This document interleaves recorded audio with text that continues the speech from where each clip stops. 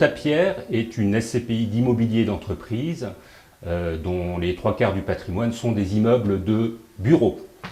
Ce patrimoine comprend actuellement 154 immeubles d'une surface globale de plus de 750 000 mètres carrés, répartis à 40% sur Paris et la région parisienne et à 60% dans les grandes métropoles régionales françaises.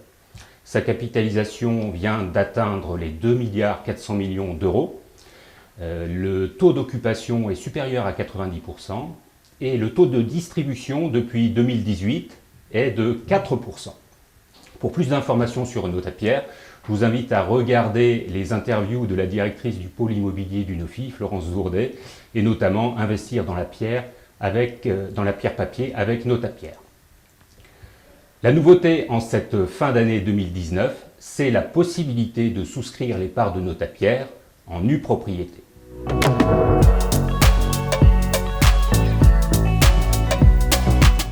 Le démembrement temporaire de propriété des parts de Notapierre repose sur le principe de la séparation entre la nue propriété, qui correspond à la possession, et de l'usufruit, qui permet d'en percevoir les revenus pendant quelques années, 10 ans en l'occurrence.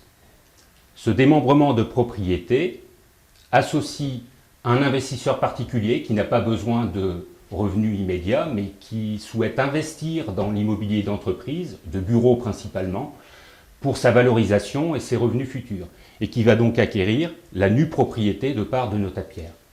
Et d'autre part, la compagnie d'assurance, Unofi Assurance, qui elle va acheter l'usufruit des parts pendant 10 ans, donc le droit aux revenus distribués pendant cette même période.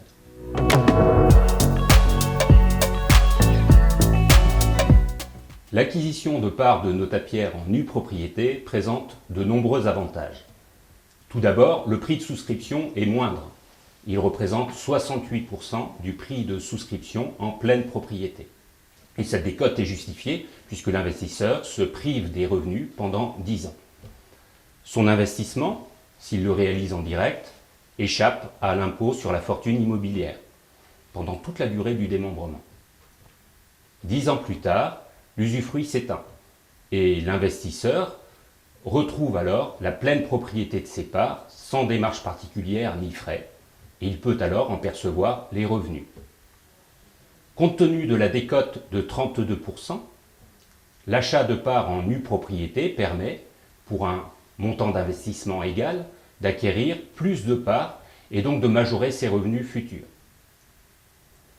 Par exemple, pour une même somme à investir, vous pouvez acheter soit 100 parts de Notapierre en pleine propriété, soit 147 parts en nue propriété.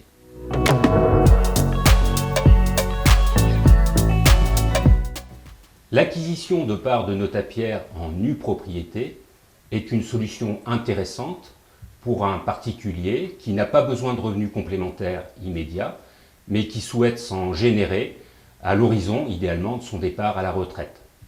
Cela vise donc plutôt une personne qui est encore en activité et qui envisage donc de prendre sa retraite dans 10 ans. C'est d'autant plus intéressant si cette personne subit déjà une fiscalité importante, puisque son investissement en part de Notapierre en nue propriété va échapper à l'impôt sur la fortune immobilière. Et puis il peut paraître peu pertinent, alors qu'on n'a pas besoin de revenus complémentaires immédiatement, d'ajouter à ces revenus d'activité des revenus fonciers par nature qui vont être fortement taxés à l'impôt sur le revenu.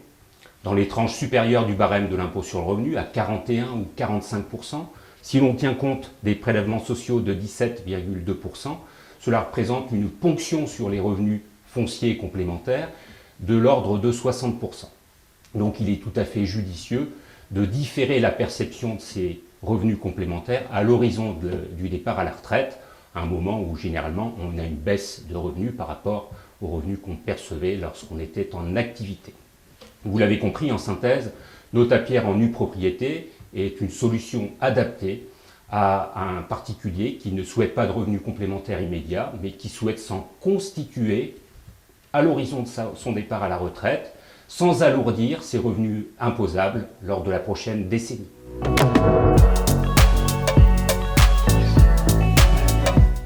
Compte tenu de ces caractéristiques, la durée de détention recommandée pour ce placement est d'au moins 10 ans. Et puis les risques sont les mêmes que pour tout SCPI, en particulier le capital, le rendement et la liquidité d'épargne peuvent être garantis.